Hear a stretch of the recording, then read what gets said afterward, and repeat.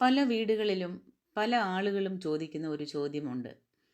ഇത്ര കഷ്ടപ്പെടുന്നുണ്ടെങ്കിലും എന്തുകൊണ്ടാണ് വീട്ടിലേക്ക് പണം സ്ഥിരമായി വരാത്തത്? ചിലപ്പോൾ പണം വരും, പക്ഷെ വന്നതുപോലെ തന്നെ പോയി അത് പെട്ടെന്ന് ചിലവായിട്ട് തീരും. ചില വീടുകളിൽ വലിയ വരുമാനമില്ലെങ്കിലും അവിടെ ഒരു ശാന്തി കാണാം. മറ്റ് ചില വീടുകളിൽ എല്ലാം ഉണ്ടാകും, പക്ഷെ മനസ്സിന് സമാധാനം ഉണ്ടാകില്ല. ഇതെല്ലാം നമ്മളെ ഒരു സത്യത്തിലേക്ക് കൊണ്ടുപോകുകയാണ്. പണം എന്ന് പറയുമ്പോൾ അത് വെറും കാശ് മാത്രമല്ല, അതിനൊരു ആത്മീയ വശമുണ്ട്.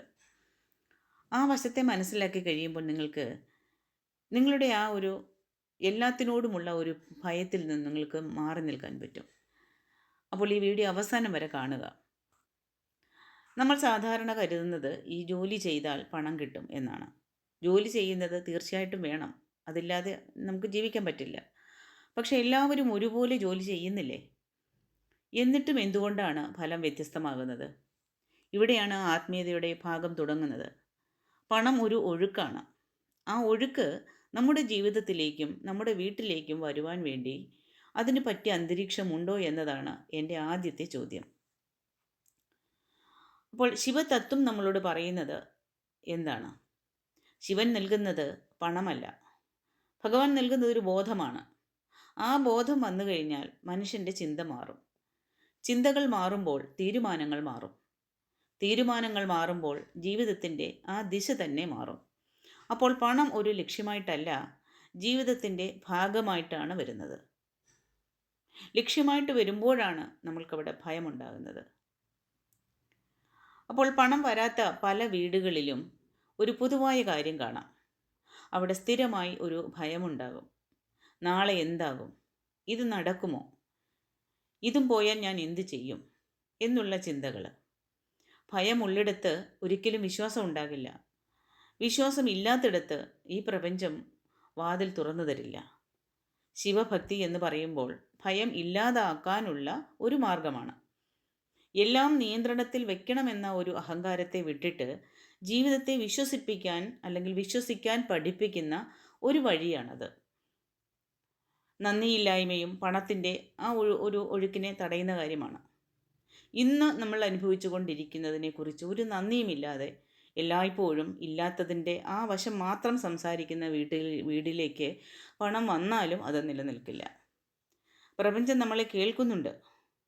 നമ്മൾ സ്ഥിരമായി ഇല്ല, എനിക്ക് അതിന് കുറവ്, ഇതിന് കുറവ്, എനിക്ക് ബുദ്ധിമുട്ടാണ്, ഇതെല്ലാം നമ്മൾ തുടർച്ചയായി പറഞ്ഞുകൊണ്ടിരുന്നാൽ അതേ അനുഭവങ്ങൾ തന്നെയാണ് നമ്മൾക്ക് തിരിച്ചു കിട്ടുന്നത്.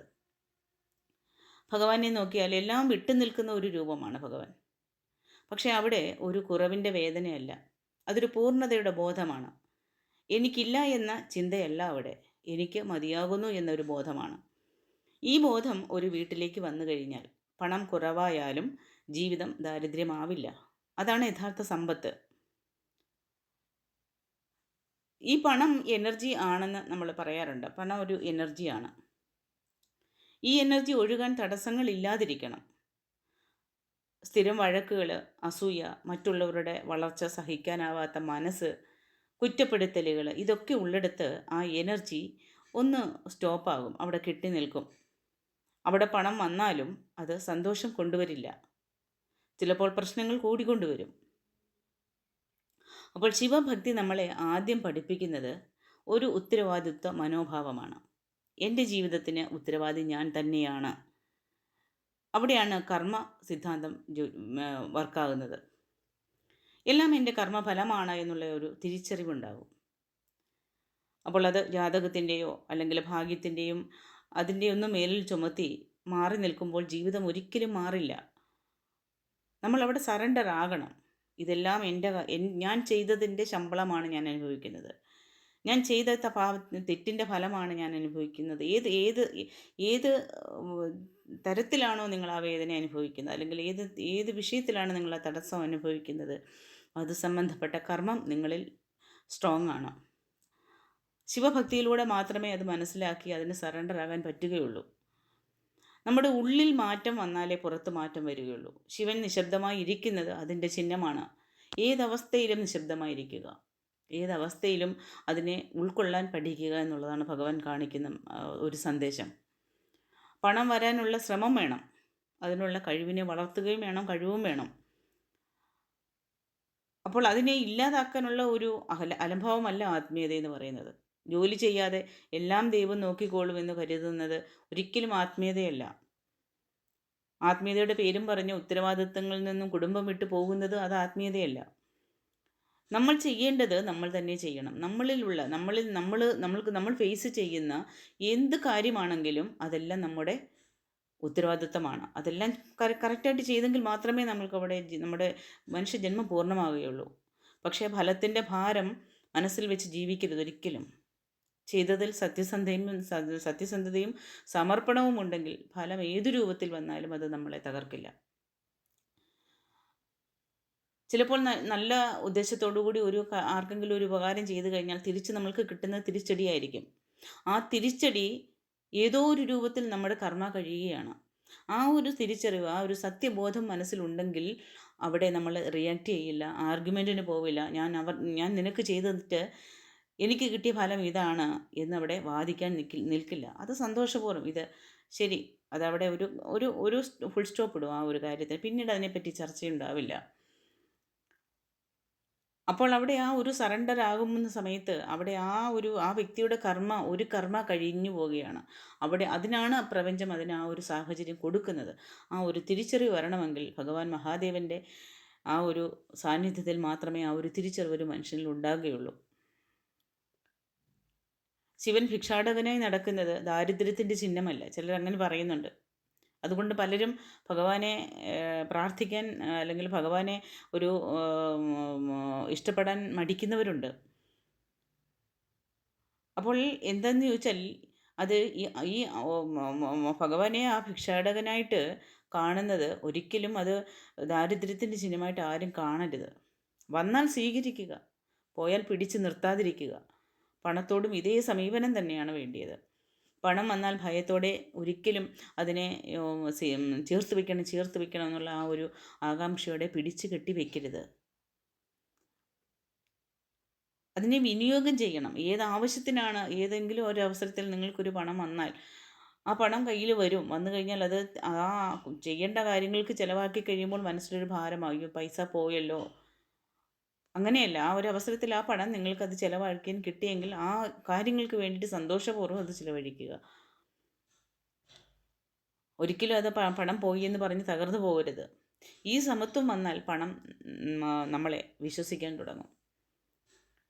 ഇപ്പോൾ ഒരു വീട്ടിൽ ദിവസേന കുറച്ച് സമയമെങ്കിലും ശാന്തമായിരുന്ന് ഇന്ന് ഞങ്ങൾക്കുള്ളതെല്ലാം മതിയാകുന്നു എന്ന് മനസ്സിൽ പറയാൻ പഠിച്ചു കഴിഞ്ഞാൽ അതൊരു വലിയ ആത്മീയ അഭ്യാസമാണ്.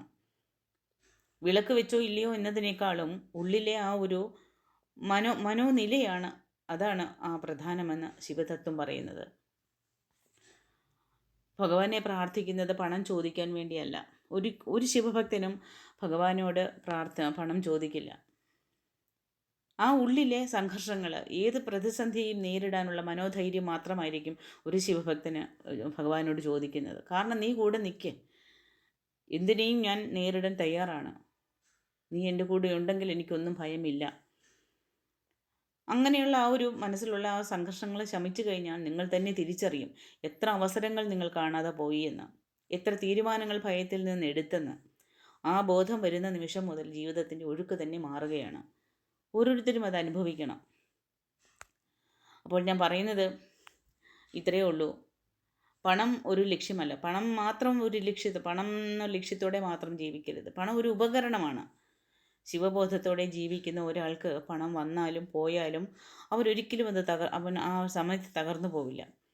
അതുകൊണ്ടാണ് പ്രപഞ്ചം അത്തരം മനുഷ്യരെ പരീക്ഷിക്കാൻ ഭയപ്പെടാത്തത്. ഭയമില്ലാത്തവർക്കാണ് ജീവിതം തുറന്നു വയ്ക്കുന്നത്. അപ്പോൾ ഇന്ന് നിങ്ങൾ ഈ വീഡിയോ കാണുന്നത് തന്നെ ഒരു ഓർമ്മപ്പെടുത്തലായിട്ട് കാണണം. നിങ്ങൾ പ്രപഞ്ചത്തോട് പലതും ചോദിക്കുന്നവരായിരിക്കാം, പലതും ആവശ്യപ്പെടുന്നവരായിരിക്കാം. പണം തേടുന്നതിന് മുൻപ് ഉള്ളിലെ ശാന്തിയെ നിങ്ങൾ തേടണം. ശാന്തി വന്നു കഴിഞ്ഞാൽ പണം വഴിതെറ്റില്ല. അത് ശബ്ദമില്ലാതെ തന്നെ നിങ്ങളുടെ വീട്ടിലേക്ക് വരും. അതിന് യാതൊരു മാറ്റവുമില്ല. അത് നിലനിൽക്കും നിങ്ങളുടെ കയ്യിൽ. ഈ പറഞ്ഞതെല്ലാം ഒരേ ഒരു കാര്യത്തിലേക്കാണ് നിങ്ങളെ കൊണ്ടുപോകുന്നത്. പണം നമ്മുടെ ശത്രുവല്ല, ദൈവവുമല്ല. അത് നമ്മൾ ജീവിതത്തെ എങ്ങനെ സമീപിക്കുന്നു എന്നതിൻ്റെ ഒരു പ്രതിഫലനം മാത്രമാണ്. നമ്മുടെ ഉള്ളിൽ സംഘർഷങ്ങൾ ഉണ്ടെങ്കിൽ പുറത്തെല്ലാം അതൊരു സംഘർഷാവസ്ഥകൾ മാത്രമായിരിക്കും. ഉള്ളിൽ ശാന്തി ഉണ്ടെങ്കിൽ പുറത്ത് എല്ലാ കാര്യങ്ങളും ഒന്ന് ഒന്ന് സെറ്റാകുന്നതായിട്ട് നമ്മൾക്ക് അനുഭവിക്കാൻ പറ്റും. ഇന്നു മുതൽ നിങ്ങൾ പണം ചോദിച്ച് പ്രാർത്ഥിക്കേണ്ട ആവശ്യമില്ല. പകരം മനസ്സിലെ ഭയം അകറ്റുവാൻ വേണ്ടി പ്രാർത്ഥിക്കണം. കുറവിനെക്കുറിച്ച് ചിന്തിക്കുന്നത് കുറച്ചിട്ട് ഉള്ളതിനെ ആ നന്ദിയോടെ കാണാൻ പഠിക്കണം. നിങ്ങൾ ചെയ്യുന്ന ജോലി ഏതായിട്ടിക്കോട്ടെ, എന്തുമായിക്കോട്ടെ, അതിൽ സത്യസന്ധതയും സമർപ്പണവും ഉണ്ടാകട്ടെ എന്ന് മാത്രം ആഗ്രഹിക്കണം. അതിനപ്പുറം പ്രപഞ്ചം നിങ്ങൾക്ക് നൽകേണ്ടത് അത് പ്രപഞ്ചം നിങ്ങൾക്ക് ഒരു തടസ്സങ്ങളുമില്ലാതെ നിങ്ങളിലേക്ക് ഒഴുക്കി കൊണ്ടുതരും. അപ്പോൾ ഓർമ്മിപ്പിക്കേണ്ടത്, ഭഗവാൻ മഹാദേവൻ നൽകുന്നത് സമ്പത്തല്ല, ബോധമാണ്. ആ ബോധം വന്നു കഴിയുമ്പോൾ നിങ്ങളുടെ വീട്ടിൽ സമാധാനം വരും. സമാധാനം വന്നു കഴിയുമ്പോൾ പണം അതിൻ്റെ പിന്നാലെ താനേ വരും. ശബ്ദമില്ലാതെ അല്ലെങ്കിൽ ഒരു പ്രശ്നങ്ങൾക്കും നിങ്ങളെ ബാധകമാക്കാതെ നിങ്ങളുടെ ജീവിതത്തിൽ അത് നിലനിർത്തും ഭഗവാൻ. അപ്പോൾ ഇന്ന് നിങ്ങൾ ഈ വാക്കുകൾ കേട്ടത് ഒരു യാദൃച്ഛികമല്ല. നിങ്ങളുടെ ജീവിതത്തിൽ ഒരു ചെറിയ ഒരു വഴിത്തിരിവ് തുടങ്ങുവാനുള്ള ഒരു സൂചനയായിട്ട് വേണം ഇതിനെ കാണാൻ. ഉള്ളിൽ ശാന്തി വളർത്തണം. പുറത്തെ ലോകം അതിനനുസരിച്ച് തന്നെ മാറും. അതിന് യാതൊരു മാറ്റവുമില്ല.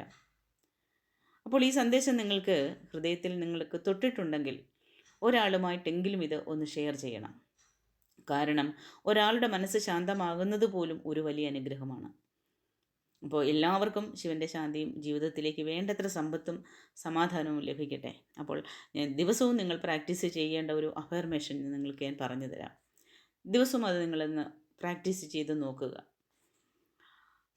അപ്പോൾ അത് നിങ്ങൾ ആ ഒരു പ്രാർത്ഥന ഭഗവാന് മുന്നിൽ സമർപ്പിക്കുന്നതിന് മുൻപേ കണ്ണടച്ച് നെഞ്ചിന് മുകളിൽ കൈവച്ച് ശ്വാസം പതുക്കെ എടുത്തുകൊണ്ട് ഓരോ വാചകവും മനസ്സിലാക്കി പറയുക. അപ്പോൾ അതാരും മറക്കരുത്. ഇന്ന് ഞാൻ ശാന്തിയോടെ എൻ്റെ ജീവിതത്തെ സ്വീകരിക്കുന്നു. എനിക്കുള്ളതെല്ലാം മതിയാകുന്നു എന്ന ബോധത്തിൽ ഞാൻ നിലനിൽക്കുന്നു. ഭയവും സംശയവും ഞാൻ വിട്ടുകൊടുക്കുകയാണ്. സത്യസന്ധമായ എൻ്റെ പരിശ്രമങ്ങൾ പ്രപഞ്ചം സ്വീകരിക്കുന്നു.